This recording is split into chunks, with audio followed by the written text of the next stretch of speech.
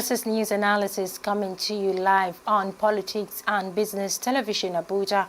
Good afternoon and many thanks for joining us on the program for today. I'm Fatima Abubakar Oibo. The headlines. Resident doctors strike. Nigeria's healthcare faces fresh turmoil. Labor showdown. Nepeng vs. Dangote refinery sparks fuel supply fears. Airpeace pilot indicted for substance use after runway incident. And on the foreign scene, Poland and Ukraine tighten security ties amid rising cross-border tensions.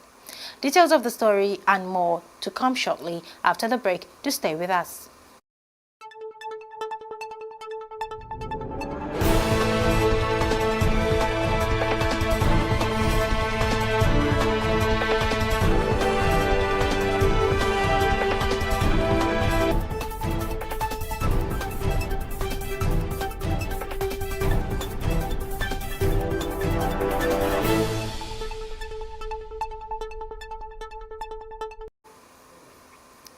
Welcome back. Moving to the stories now, the Nigerian Association of Resident Doctors has launched a 5-day warning strike, citing unresolved welfare concerns and unpaid entitlement. The industrial action, which began at 8 o'clock a.m. today, follows the expiration of a final ultimatum issued to the federal government. In a formal declaration signed by NARD Secretary General Dr. Oluwashola Odumbaku, the association expressed deep frustration over what it described as persistent government inaction. Among the key demands are the release of the 2025 Medical Residency Training Fund, payment of 5-month salary arrears under the revised Consolidated Medical Salary Structure, and outstanding specialists and hazard allowances. The decision to strike was reached after a 6-hour emergency meeting of the National Executive Council, which concluded that further delays were unacceptable. The doctors had extended their initial ultimatum twice before issuing a final 24-hour notice, which expired on Thursday. With resident doctors forming the backbone of clinical services in Nigeria's public hospitals, the strike is expected to severely disrupt healthcare delivery nationwide. Patients are already being turned away, and hospitals are reporting increased strain on limited resources. NARD has called on center leadership to ensure full compliance while pledging to keep members updated as the situation unfolds. The uneasy peace between the Nigerian Union of Petroleum and Natural Gas Workers and the $20 billion Dangote Petroleum Refinery has unraveled, plunging the sector into an intense industrial standoff. Nepeng accuses the Dangote Group of violating a memorandum of understanding signed earlier this week, which guaranteed workers the right to unionize. The fallout threatens fuel distribution nationwide and puts the federal government's labor enforcement mechanisms under scrutiny. Nepeng President Williams Akporeha alleged that Sayu Ali Ntata, a key figure in the refinery's logistics operations, disregarded the agreement reached on September 9th at the Department of State Services headquarters. Within 48 hours, Ntata reportedly instructed drivers to remove union insignia from their vehicles and bypass agreed loading protocols. Akporeha claimed Ntata flew overhead in a helicopter and summoned naval forces to intimidate union officials, saying members were bracing for confrontation if necessary. The union condemned what it called a blatant abuse of power and urged the federal government to prevent state-funded security forces from being weaponized against workers. Akbora has stressed that wealth should not shield anyone from accountability and that agreements brokered by government agencies must be respected. With tensions escalating, Nepeng has placed its members on high alert for a possible nationwide strike and called for solidarity from labor bodies and civil society. Reinforcements have reportedly been deployed to maintain the union's blockade at the refinery gates. Moving on now, the Nigerian Safety Investigation Bureau has released a damning preliminary report indicting an Airpeace pilot and co-pilot for operating under the influence of hard drugs and alcohol. The revelation follows a runway incursion involving the aircraft at Port Harcourt International Airport on July 13, 2025. According to the NSIB, toxicology tests confirmed the presence of illicit substances in the crew system, raising serious concerns about flight safety protocols. The incident occurred during a scheduled domestic flight from Lagos to Port Harcourt with 103 passengers on board. Investigators say the Boeing 737 aircraft landed far beyond the designated threshold on runway 21 after an unstable final approach, eventually coming to a halt 209 meters into the clearway. Though no physical damage was reported, the aircraft veering off the runway has now been linked to pilot intoxication, an alarming addition to the usual cases of runway incursions, such as miscommunication and equipment failure.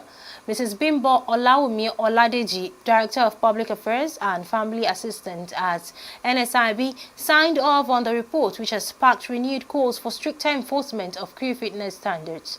The Bureau emphasized that the pilot's impaired judgment comprised the safety of everyone on board, with investigations ongoing. Aviation authorities are expected to take decisive action to prevent future lapses of this magnitude. You're still watching news analysis right here on Politics and Business Television Abuja. Still to come, power crisis deepens. 5.6 trillion naira debt threatens national grid stability. Details of this headline and more news content after a quick break, to stay with us.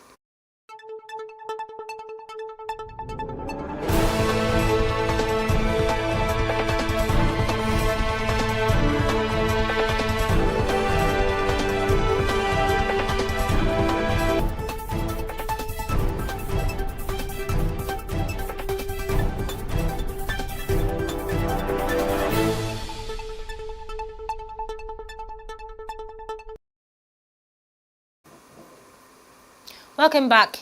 Now moving on to business matters. Nigeria is teetering on the edge of widespread blackout as gas suppliers begin cutting deliveries to power plants over a staggering 5.6 trillion naira debt owed to generation companies. The warning comes from Dr. Joy Ogaji, CEO of the Association of Power Generation Companies, who says the liquidity crisis in the sector has reached a breaking point. With plants operating below capacity and the national grid still recovering from a recent collapse, concerns are mounting over the country's ability to maintain electricity supply. Dr. Ogaji revealed that between January and August 2025, an additional 1.6 trillion naira in unpaid invoices piled onto existing debts. She recalled a July 25 meeting with President Bola Tinubu, where Gencos were assured of a 4 trillion naira bond program to ease the financial strain. However, nearly 2 months later, she says there's been no follow-up on how the debts will be settled. With 60% of Genco's revenue going to gas producers, the lack of payment is now directly impacting fuel supply to power stations. Despite the operator's commitment to keep the lights on, Ogaji warned that mounting challenges ranging from equipment maintenance to unpaid creditors are making it nearly impossible to sustain generation. She noted that gas suppliers have begun prioritizing clients who pay promptly, leaving Genco stranded. Without urgent reforms and intervention from the federal government, NBET and NERC, she cautioned the sector may not attract the private investment needed to support Nigeria's growth ambitions. On the foreign scene now, Poland's Foreign Minister Radoslaw Sikorski arrived in Kyiv on Friday for high-level talks with his Ukrainian counterpart, Andriy Sybiga, as regional tensions escalate following a drone incursion into Polish airspace. The visit underscores growing concerns over the spillover effects of Russia's ongoing invasion of Ukraine. Sybiga shared an image of their meeting at a Kyiv train station, affirming that both nations stand united in the face of Russian aggression and provocations. The talks are expected to focus on joint security strategies, Ukraine's bid to join the European Union and NATO, and a coordinated diplomatic pressure on Moscow. The visit coincides with large-scale military exercises launched by Russia and Belarus, both of which share borders with Poland, raising alarm across NATO member states. Earlier in the week, Poland and its allies scrambled fighter jets to intercept over a dozen drones that breached its airspace, marking the first such incident since the war began in 2022. While Moscow has denied responsibility,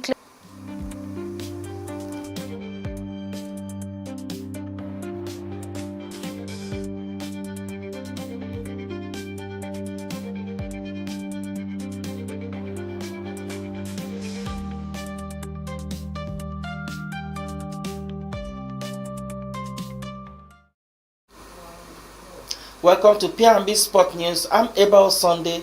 The Premier League is back this weekend and there's no shortage of drama on and off the pitch. Nottingham Forest have made a bold move, appointing former Tottenham boss Enjoy as their new manager. He's vowed to restore the club to his rightful place ahead of their huge clash with Arsenal. Over at Liverpool, record signing Alexander Isak could make his long-awaited debut when the Red face Burnley. As club showcase over £3 billion worth of summer signing, the spotlight will also be on Manchester, with both City and United desperate for a win in a highly charged derby. Meanwhile, West Ham have banned half and half scarves for their London derby against Tottenham, ramping up security. That's all for sport. I'm Abel Sunday.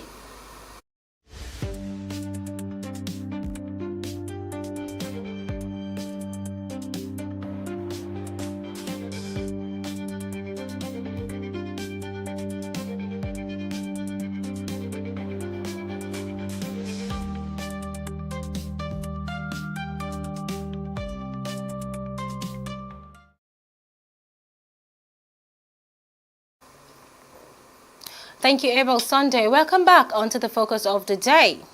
Today we talk about the World Suicide Prevention Day and breaking the silence in Nigeria. Let's move. September 10th marked World Suicide Prevention Day, a day set aside to raise awareness about one of the most pressing public health challenges of our time. Globally, nearly 800,000 people die by suicide every year. That's one person every 40 seconds. But closer to home, in Nigeria, suicide has become an increasingly worrying trend, often fueled by depression, unemployment, poverty, drug abuse, domestic violence, and lack of mental health support. The World Health Organization reports that Nigeria is among the African countries with rising suicide rates. Yet conversations around mental health remain clouded by stigma, silence, and cultural taboos. Too often, people suffer in isolation until it's too late. As the world reflects on suicide prevention, we must ask, what are the unique challenges Nigeria faces in tackling this silent crisis? Are enough resources being devoted to mental health? And how can families, communities, and governments step up to save lives? After the break, we'll be joined via a WhatsApp call by Dr. Mustafa Abdullah, a consultant psychiatrist, to help us understand why suicide is on the rise in Nigeria and what can be done to save life. Stay with us, don't go anywhere.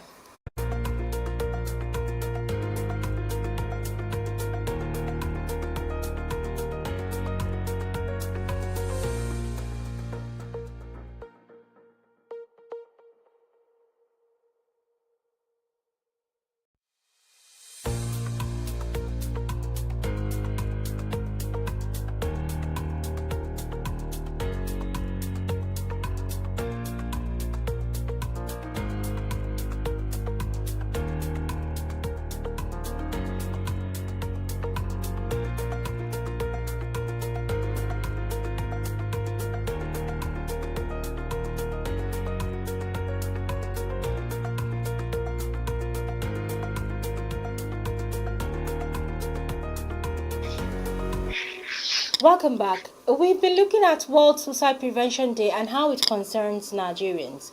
Joining us now via a WhatsApp call is Dr. Mustafa Abdullah. He is a consultant psychiatrist with years in mental health advocacy and treatment. Dr. Abdullah, thank you for joining us. Okay, thank you very much for having me here. Okay, so let me start by asking, from your professional experience, what are the key factors driving the rise in suicide cases here in Nigeria? Yeah, suicide cases, unfortunately for us in Nigeria here, it's kind of underreported, and people still see this suicide as a joke, because I've had cases of in one of the highest risk factors for a completed suicide is a previous suicidal attempt, and unfortunately for us in Nigeria here, we still criminalize suicide, In fact, suicide, criminalize suicidal attempt. And suicidal attempt is one of the commonest risk factors for a completed suicide. Suicide is, by way of definition, is a fatal act which is carried out deliberately with knowledge of its outcome, So, by way of there are so many factors that could be responsible for suicide. Number one, like I previously said, is suicidal attempt. The previous factor is depression. Of course, we all know about the economic crisis. There's all the economic downturn. People are not happy. The devaluation of the naira, making life Those are like the social and economic pressures, right? Social and economic pressures, So, and underlying mental health illnesses like depression, psychosis, schizophrenia, some personality disorders, and there is a rise in increase of substance use. Okay. So factors. There are also some psychological causes like hopelessness. And others. There are also social risk factors. Economic pressures come in. Yeah, and loss of reduced integration and over-regulation. Societies are over-regulated. They are known to have high rates of suicide. Okay, so let's move to the mental health infrastructure. Nigeria has fewer than 300 psychiatrists for over 200 million people. How can the health system close this gap? Yes, in fact, the last listing was done some years back, and every month, one psychiatrist is leaving, and because of the remunerations, people are not happy about what they earn here as psychiatrists. So many psychiatrists are leaving. By the way, we are making concerted efforts to close this gap. There is this initiative by the WHO, which was called Mental Health Gap Action Program, whereby we are supposed to train community health extension workers and other allied mental health workers on how to recognize and, if possible, manage common mental health disorders, which are all these factors so this association that has been created. What's it? I said this association that has been created before the mental health. Is it an ordinary person? Can an ordinary person join the association to be trained, or does it have to be a psychiatrist like you? No. The psychiatrists, there's depth in the number of psychiatrists. So the initiative is to train other people that are interested in mental health and its programs to be able to recognize, teach them the signs and symptoms of common mental health disorders, so that at their own level, especially at the community level, they can identify those at risk of mental health illnesses or those that are suffering from mental health illnesses, and manage the ones they can. And of course, we also teach them the red flags as per when to refer to see a psychiatrist, because psychiatrists should be responsible for more than 1 million people, which is not practical. In other climes, we have a psychiatrist to 10,000 people to 1,000 people, which is fair enough. So in this way, we're able to bridge the gap, and of course, there are a lot of groups again that are creating awareness about mental health. Things are getting much better now. In the past, mental illnesses used to be attributed to spiritual causes, and others. But now people are becoming more aware that mental health challenges are actually a medical illness that is treatable. Okay. So, stigma often prevents people from seeking help, right? So, how do we change the narrative around mental health in our communities? Little communities. There's some people that go through a lot. So, when you come out and you tell somebody you are depressed, especially in our homes, Nigerian homes, when you tell your mother, "Oh, mommy, I'm depressed," you tell you, "Come on, go and eat something. You're hungry." Whereas this is on a deeper level. Go and pray. God is drunk. Go and pray. Yes, go and Yeah, pray. Thank you. Go and pray. Or you're not close to God. You understand? And we all know that, most of us know that depression and other mental health is much more deeper than going to pray or going to eat. So how do we change the narrative around mental health in our communities? Yes, I think we are doing our own bit by way of creating awareness about mental health, raising awareness about mental health, and continuous advocacy. And it's quite impressive because people are beginning to pick up interest in mental health, even those that are not mental health professionals. They are all becoming more and more interested in mental health, and are driving the advocacy to create awareness for mental health. A lot of NGOs are involved, non-civil society organizations, spiritual leaders are also involved in this drive, which is quite encouraging. Okay, so let's come back to the role of the Nigerian government. So beyond the awareness campaigns, beyond employment of psychiatrists, beyond the creation of association, what concrete steps should the Nigerian government take to address suicide prevention? Okay, I think they need to be also the people that are in government have to be, rather than being stigmatized and running away from anything mental health, because they feel like once you start driving the campaign for mental health, you possibly have someone that has a mental health challenge, which people at that level don't want to be associated with. So they need to all come out and drive the campaign against mental health. They will have an updated mental health bill that is currently in the National Assembly. It was signed into law by the former president, but it has yet been implemented. And all the implementation takes a lot of financing, and it has a lot of collaborations. But most of all, it needs political will. So we need to gather this political will. They need to gather more political will, and be more interested in mental health, because the incidence of mental health challenges is increasing by the day. I think every other day I get to see one or two attempted suicides, and there's no plan. There's no, aside from the WHO Live Life campaign strategy to preventing suicide, I'm not sure the federal government has any program on ground to drive this cause.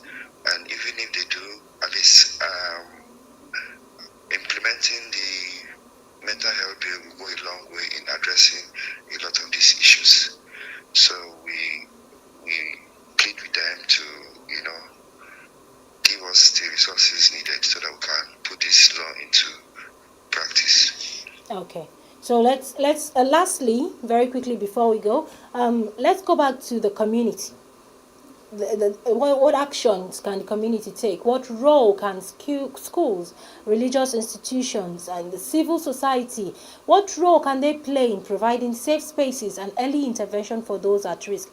Especially now, I want us to also speak to our mommies and daddies at home, our aunties and uncles, that when you tell them you're depressed or you feel some type of way, they will not tell you go and pray or go and eat. So how we want them to provide safe spaces and early intervention for those that are at risk. So what are the roles that they can play? Okay, in fact, the community on its own has a big role to play when it comes to suicide prevention and identifying mental health challenges. Like at the community level, we should be able to limit access to means of suicide by taking away all this sniper, which is one of the commonest drugs people use in our environment, by making sure that it's not readily available, because most people that commit suicide will just tell you they went to the market, bought sniper, and they took sniper. The ones that attempt suicide, and of course, if people as the community leaders also need to be advocates for mental health. They should be able to encourage people to come out and speak freely about their mental health challenges and not rather be stigmatized. There are some places or cultures that once you just identify as having suffered from a mental health challenge, you are stigmatized. The whole family is stigmatized. Nobody is even going to marry from your family anymore.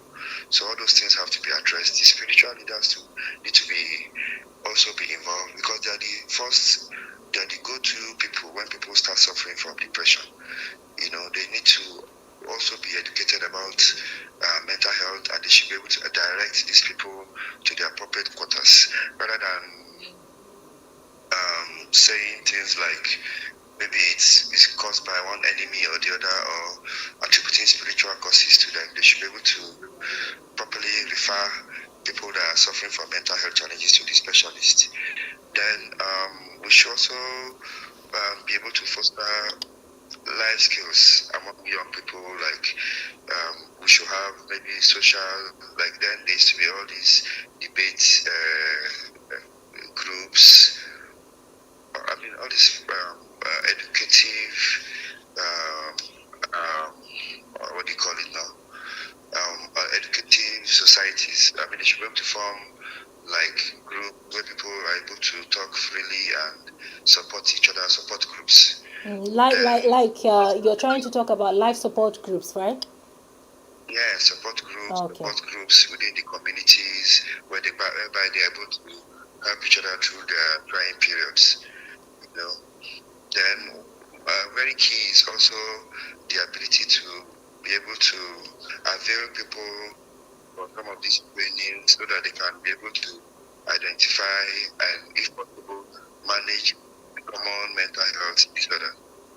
They need to identify early, like those ones people are suffering from depression, or people who are suffering from psychosis. As simple as grief counseling is very important. But here we also only say, you're not supposed to go through the grief process.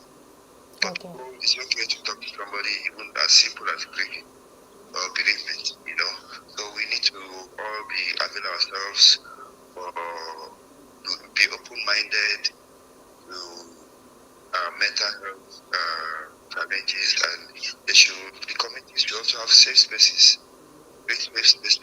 whether in the church, in the mosque, within the community hospitals, spaces where people can walk in freely and talk to a counselor and discuss their mental health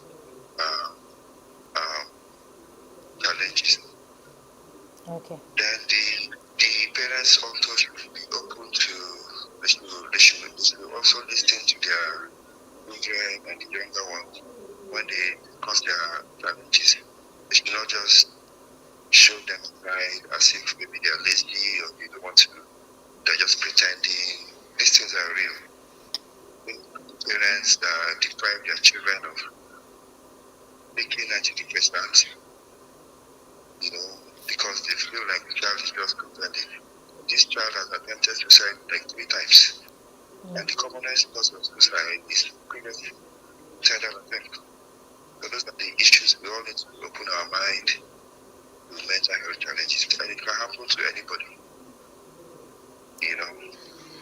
That is why I'm sure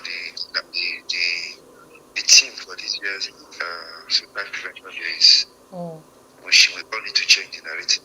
Okay. As suicide is prevented. Okay. Thank you so much, Dr. Abdullah. That was Dr. Mustafa Abdullah, a consultant psychiatrist with years in mental health advocacy and treatment. Thank you so much for joining us on this program today. Yeah, thank you. Thank you so much. So, World Suicide Prevention Day, it reminds us that every life matters. In Nigeria, breaking the silence around mental health is the first step towards saving lives. If you or someone you know is struggling, remember you are not alone and help is available. Let us work together to build a society where seeking help is seen as a sign of strength and not weakness. And that wraps up today's program. But before we go, the headlines again. Resident doctor strike. Nigeria's healthcare faces fresh tumor. Labor showdown. Nupeng versus Dangote refinery sparks fuel supply fears. Airpeace pilot indicted for substance use after runway incident. And the foreign scene, Poland and Ukraine tighten security ties amid rising cross-border tension. For more updates and in-depth analysis, follow Politics and Business Television on YouTube and Facebook. Connect with us on Instagram at P&BTV.English and TikTok at P&BTV.English. Remember to subscribe and stay informed. From me, Fatima Abubakar Oyibo, it's bye for now.